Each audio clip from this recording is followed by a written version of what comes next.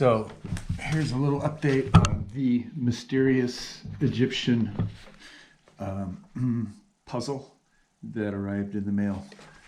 I'm trying to remember where I left off in the first one that I did. It has gotten more interesting though. So I'll just recap real quick. So this is the very first letter I got, which I almost threw away because I thought it was a scam trying to get me to send in some kind of money for some more stuff. But in fact, it looks now like it was the first salvo of a kind of a home escape room type of a situation, type of a puzzle. Anyway, so in this packet, basically what this packet represents is setting the stage for the box that arrived next. So this sets the stage for this Miss Emma Tilley, which turns out this is her right here, was invited to her uncle's Mummy Association meeting where amateur Egyptologists, where they went and unwrapped a mummy. And while they were there, and there were some socialites there, this is all explained in these letters and stuff like that.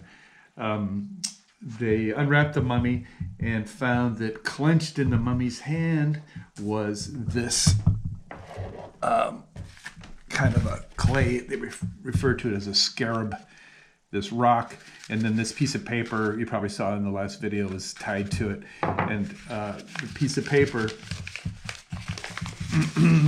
has these hieroglyphs on it, which basically translate, and she actually translated in her journal, which I'll get to in a minute, to say that basically there's gold and riches in one of these tombs, and then there's a long elaborate story about this pharaoh, this woman who started this kingdom in the desert, and it was half above ground and half underground because there's this magic water supply, which is like gold in the desert, and that she after she died, some other civilization came and wrecked all of their temples and everything, and then the sands of the desert covered everything up, of course, and so this one mummy that they unwrapped at this particular Egyptologist session was actually one of the members of this temple,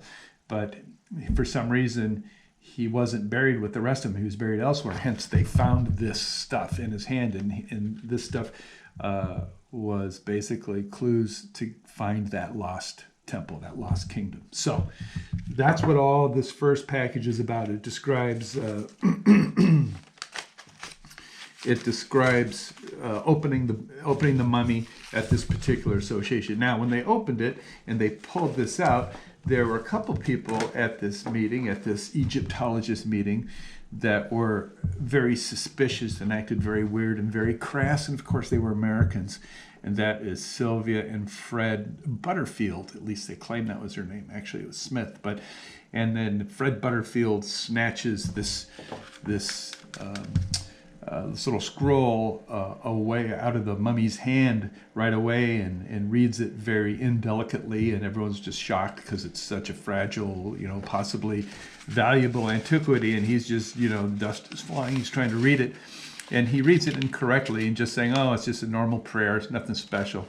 But then Emma Tilley gets her hands on it a little bit later and goes, nah, man, this is talking about some gold and some riches and some magic waters and some cool stuff.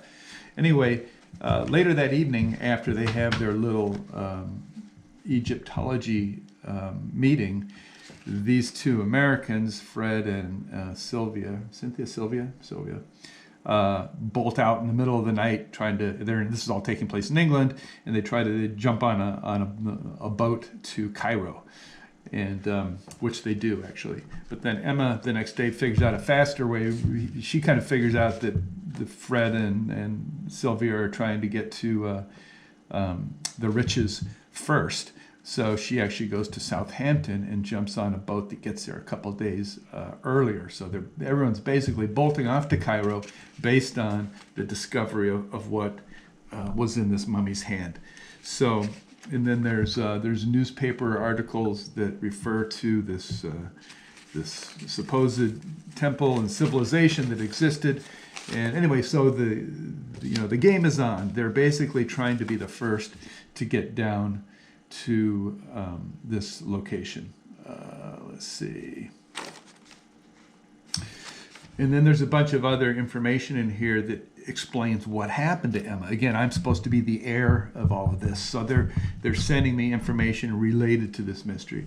And so what looks like from these letters and everything is that Emma got there. She actually ran into the two Americans, this Fred and Sylvia, and they're basically are trying to make their way out to where this buried temple is supposed to be, and the Butterfields, the Americans, the Butterfields, are just in it for the dough, and they're pretty crass, and they're obviously they're not averse to being unethical and whatnot, and so they all disappear in the desert. They go out to look at this thing, and nobody comes back except for one of Emma's.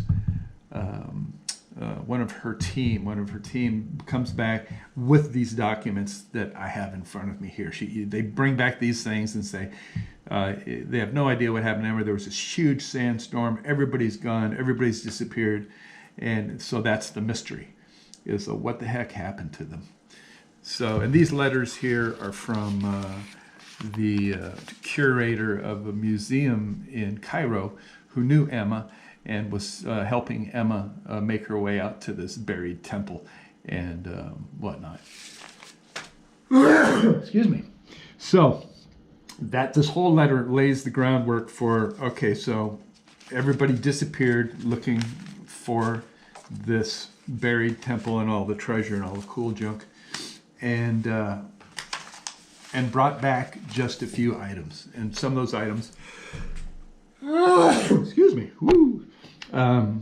were here, like the letters. Obviously, this was maintained because they found this in the mummy's hand before they even went down there. And these are a few of the things that arrived in the box over here. Some of the paperwork. And as I look through it, I'll just explain what's in this, which is kind of cool. So, the first thing, I guess I unwrapped, if you saw the first part of the video, this big chunk of stuff here is Emma's journal. So she talks about, going down there and going to Cairo, and these are the Butterfields. She kind of sketches them on the thing, and she's kind of worried about them. They seem kind of suspicious and fishy, and she's trying to get a search party together to go with her to go out to check out the temple. There's some sketches in here of what it's like in Cairo and whatnot. Just like she was sitting around with her notebook on the steps, just sketching what she was seeing and talking about what she was thinking, and how she's kind of decoding this whole thing, because a lot of the hieroglyphs are not typical hieroglyphs. They're kind of specific to this one civilization that disappeared.